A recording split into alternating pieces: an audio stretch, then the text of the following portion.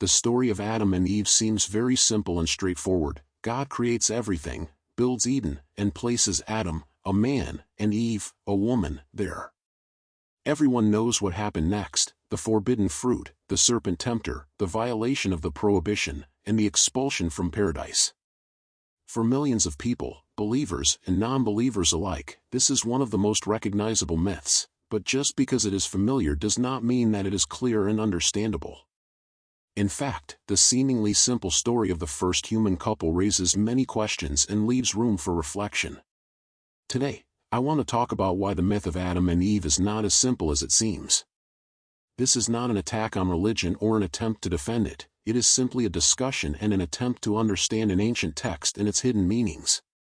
Even if we put faith aside and look at the Bible as an ancient cultural monument, we will see that its pages are full of unexpected connections and borrowings from older traditions. Although the story of the creation of Adam and Eve seems unique, in fact there is little originality in this plot.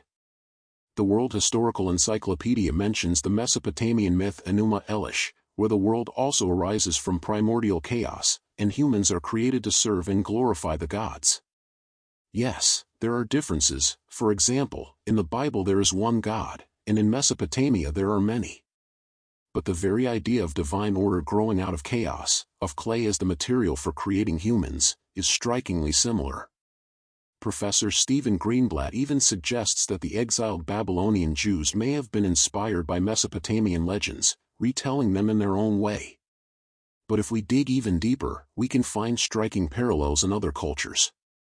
The Egyptian god Khnum shapes humans on a potter's wheel from clay, almost like the biblical God creating Adam. The Chinese goddess Nuwa molds humans from river clay, bringing them to life with her spirit.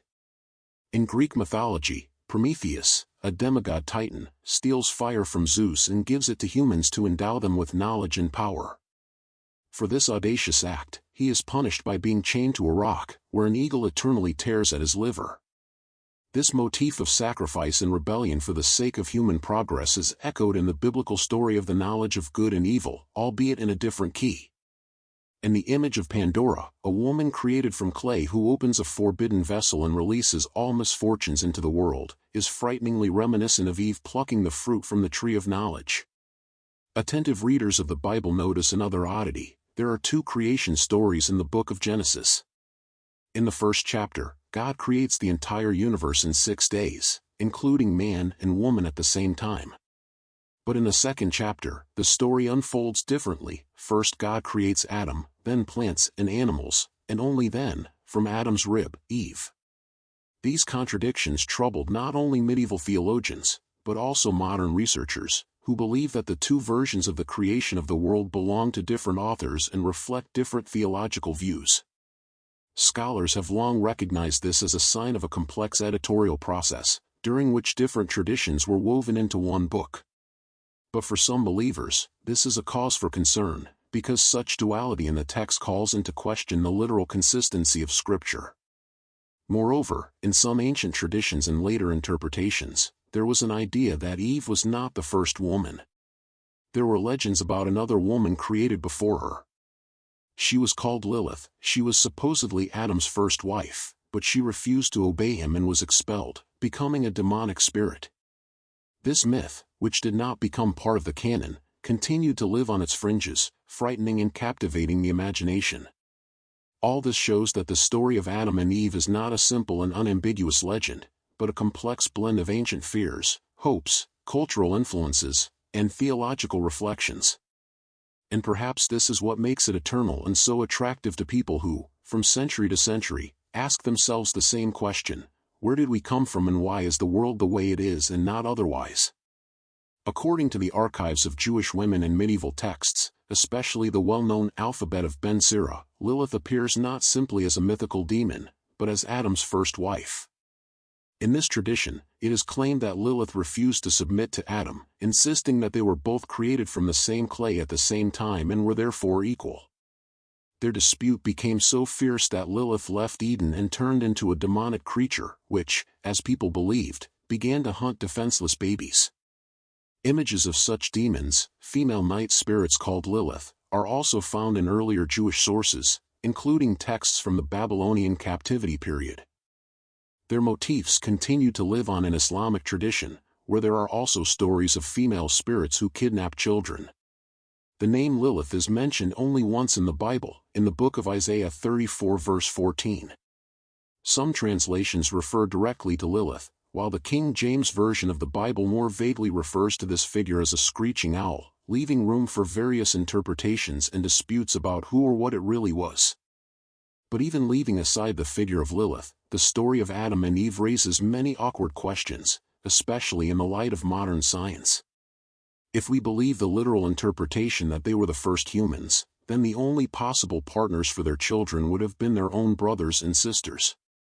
Today we know that closely related marriages significantly increase the risk of hereditary diseases, especially if both parents are carriers of recessive genes. This is not only biologically problematic, but also raises moral questions, since incest is strictly prohibited in later books of the Bible. However, Cain, the son of Adam and Eve, essentially had to marry his sister. There were no other options, and the law against incest had not yet been given. Some religious sources even claim that it was the accumulation of sin that brought disease and genetic defects into the world, but at the same time they admitted that Cain was forgiven for his mortal sin and was able to leave behind healthy offspring. According to this logic, Adam and Eve, as perfect creations of God, were free from any defects, and therefore their children initially carried this purity. Modern genetics adds an interesting twist. Scientists have indeed found evidence of the so-called genetic Adam and mitochondrial Eve, people from whom certain lines of male and female DNA originate. But it is important to understand that these people most likely lived not only at different times, but also in different places. They were not the only couple on Earth, but simply happened to be the ones whose lines of descendants accidentally survived and spread, while the lines of other people died out. There is no evidence that they were the only men and women of their time. On the contrary, research shows that the population of the planet in those eras numbered in the thousands. However, attempts to avoid awkward questions about incest within Adam and Eve's family have given rise to another hypothesis, the so-called pre-Adamite theory.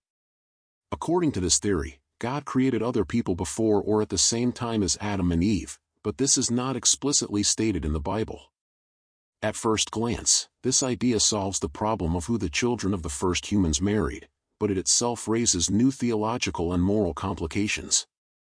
Historians note that this theory was particularly actively discussed in Europe during the colonial conquests, when Europeans encountered the indigenous peoples of Africa, America, and Oceania. Some found it impossible to believe that all people on the planet could have one common ancestor. To justify the division between us and them, some even put forward the idea of the existence of other Adams and Eves. But modern scientific data shows that all of humanity is connected by a common origin, albeit a very ancient and complex one.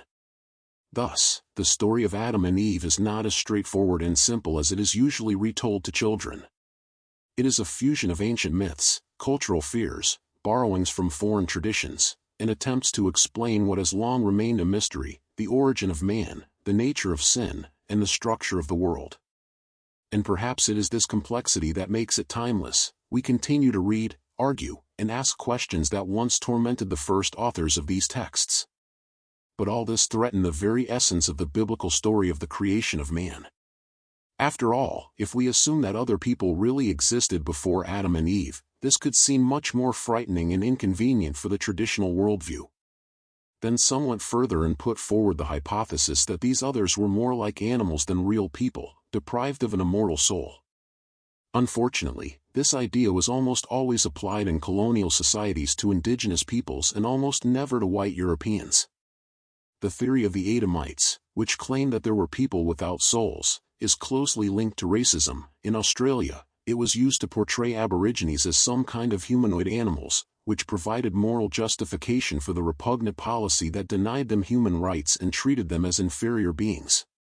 This theory became a convenient tool for justifying cruelty and discrimination, allowing colonizers to turn a blind eye to the humanity of those whose lands they were seizing. But let's leave the debates about origin aside for now and look at Adam and Eve themselves. Although both suffer from the consequences of their disobedience, over the centuries, the blame for this sin has been placed much more often on Eve. She was considered the cause of all human misfortunes, the one who brought sin into the world simply for picking and tasting the forbidden fruit. Eve's punishment is described in Genesis 3 verse 16, "Your desire shall be for your husband, and he shall rule over you." This verse has been used for centuries to justify the idea of female submission to men, to accuse women of inheriting original sin, and to assert their natural place under the authority of their husbands. Church and secular laws, sermons, and morality textbooks have reinforced this hierarchy for centuries, justifying it as God's plan. At the same time, it is worth remembering that this interpretation is by no means the only one possible. Biblical scholars and researchers point out that earlier Jewish texts may have had different shades of meaning, and later translations into Greek and Latin simplified and sharpened the meaning of the words. For example, Adam may have been no less guilty of eating the fruit than Eve, since he took it from her hands willingly, without asking any questions. But over the centuries, it was Eve who aroused particular hostility and suspicion, becoming a symbol of female cunning and temptation, while Adam's role was often softened. The curse of pain in childbirth is also particularly controversial. In the same book of Genesis 3 verse 16, God tells Eve that from now on she will give birth in pain, and this image has become deeply rooted in culture as a justification for women's suffering. Many began to believe that the pain of childbirth was a universal and inevitable price that all women had to pay for the original sin of their foremother. Martin Luther even wrote that the pains of childbirth bring a woman closer to God, giving her a chance to purify herself spiritually, although, as critics rightly point out, he himself never gave birth and did not know this pain. At certain times, church authorities took this curse so literally that they even threatened to refuse baptism to the children of women who decided to use painkillers during childbirth. The irony is that God himself put Adam to sleep when he took his rib to create Eve. If a man could be given something like anesthesia, why should a woman be denied it? This question raises concerns about double standards and historical bias in the interpretation of Scripture. Finally, the very idea of the tree of knowledge remains one of the most profound and controversial elements of this story. According to the Bible, it was the tree of the knowledge of good and evil, and it was its fruit that caused the expulsion of humans from Eden. But what exactly is meant by good and evil remains an open question. Theologians argue about whether this knowledge gave humans moral discernment, sexual awareness, wisdom, a sense of shame, or something else. The text of Genesis itself remains deliberately vague, leaving room for multiple interpretations. But one thing is clear: after Adam and Eve ate the fruit, they gained some new knowledge about the world and about themselves, and this act of transgression changed their nature and the fate of all humanity once and for all. And today, debates about this tree, about prohibitions and free will, about sin and punishment continue to be heard in university lecture halls and sermons, proving that the story of Adam and Eve has not lost its power and mystery. The knowledge that Adam and Eve gained after tasting the forbidden fruit radically changed their view of themselves, each other, and the whole world around them. But an important question arises: what about the time before they tasted the fruit?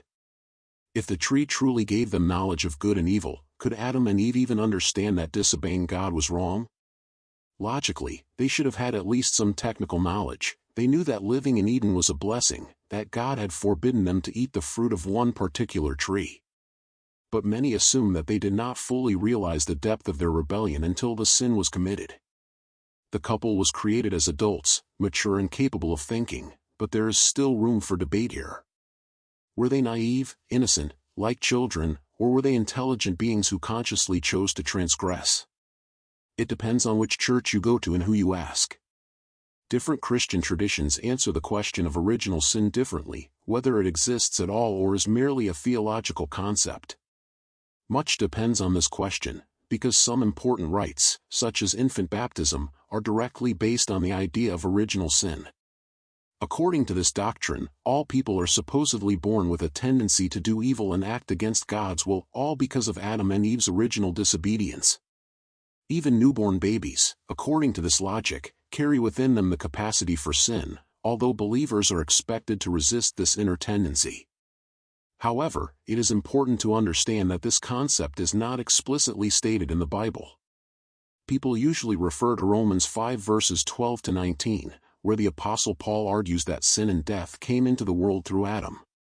But the full doctrine of original sin only took shape in the works of Augustine in the 4th to 5th centuries and was officially established by the Catholic Church only in the 16th century. Despite all this centuries-old history, not every Christian accepts this idea unconditionally. Nevertheless, it remains a serious problem for those who believe that Jesus was crucified precisely to atone for the original sin committed by Adam and Eve. There is another intriguing detail in the story of the fall, the role of the serpent, which becomes a kind of embodiment of evil. Although Adam and Eve are responsible for their actions, they are not the only ones punished by God. Genesis 3 verse 14 states that God cursed the serpent, commanding it to crawl on its belly and eat dust for the rest of its days. This curse emphasizes the central role of the serpent in the fall of man. For many Christians, it is quite obvious that this serpent is Satan himself, the tempter and enemy of mankind. But if we turn to ancient sources, things are not so simple. According to the Society for Biblical Archaeology, in the ancient Hebrew context, the serpent was not identified with a separate personality named Satan. The ancient Jews did not know the figure of a single great enemy of God in the form in which he appears in later Christian tradition. In the Old Testament, there are figures called Satan, which literally means adversary or accuser, but they act more as executors of divine will or accusers in heavenly court than as the source of absolute evil. Even in the New Testament, Christian tradition does not yet provide a complete unified image of this enemy. The identification of the serpent in Eden with Satan himself is a later theological and cultural invention, born out of a desire to create a clear and dramatic picture of the struggle between good and evil. This idea has taken root deeply and become familiar to millions of believers, but its historical roots are much more complex and confusing. So, if we look at the story of the fall more closely, we see that it has many more mysteries and layers than meets the eye. It is not just an instructive tale about how people first disobeyed God, but a rich, multi-layered myth that people have reread, reinterpreted, and interpreted for centuries in search of answers to the most difficult questions, about good and evil, responsibility and forgiveness, the nature of human freedom, and the price of knowledge. In any case, all these complex interpretations and contradictions do not prevent millions of modern believers from seeing deep meaning and symbolic truth in the ancient story of the serpent and the fall of man. Some theologians even propose the theory that the serpent itself was merely a tool, that it could have been invisibly controlled by Satan, who is not directly named in the text. This is a convenient way to link the biblical story with the later doctrine of the great adversary of God and evil, embodied in the person of the devil. But however one interprets this part of the story, most agree on one thing: the story of Adam and Eve is a serious, tragic tale of how the first humans were expelled from paradise on earth and condemned to a life of hard labor, pain, loss, and mortality. At first glance, there can be nothing good or comforting in this grim ending. But it's not that simple, some thinkers argue. In their view, even this fall, as terrible as it seemed at the time and for the first few generations, could turn out to be a great blessing for all of humanity. According to the Center for Religious Studies at Brigham Young University, the Church of Jesus Christ of Latter-day Saints, Mormons, teaches that the fall was necessary for people to experience life in all its complexity, for without the knowledge of pain and loss, there would be no true joy of redemption and freedom of choice. And the Mormons are by no means alone in this. Even in early Christianity, thinkers such as St. Ambrose and Thomas Aquinas argued that the fall had to be allowed for the sake of a greater, more lasting moral good. This idea even has a famous Latin name, felix culpa, meaning happy fault or blessed mistake. This phrase was included in a 4th century Catholic hymn that is still sung today, thanks to its paradoxical idea that the greatest good, salvation and grace, came through the greatest sin. However, there were other voices. For example, John Milton, in his famous 17th century epic poem Paradise Lost, insisted that it would have been infinitely better for humanity if Adam and Eve had obeyed God and remained in Eden forever. For Milton, the loss of paradise was nothing but a tragedy, and any justification of sin seemed a dangerous temptation. And here, perhaps, we come to the heart of all these endless debates. As soon as the conversation turns to good and evil, free will, and the meaning of suffering, heated comments and controversial discussions inevitably arise. Hearing this, I would, figuratively speaking, already have the fire extinguisher ready to cool everyone down a bit and say one simple thing: we are all different people. Most of us are adults and know how to think. Everyone has a right to their own point of view. And everyone has the right to disagree with something. That's normal. I just ask you to keep this thought in mind. Because in the end, the story of Adam and Eve is not just an ancient myth. It is a mirror in which each generation looks again and again at its fears, hopes, and questions about what it means to be human. I would like to apologize in advance for any errors in the text or dubbing. I am still learning, and the language used on this channel is not my native language. The dubbing was done using artificial intelligence. Please point out any errors so that I can correct them and improve the quality of the content. I would also be happy if you shared your thoughts on the topic. Your support in the comments motivates me to continue searching for new interesting stories. Thank you for your understanding and participation. Subscribe to the channel and turn on notifications so you don't miss any new stories.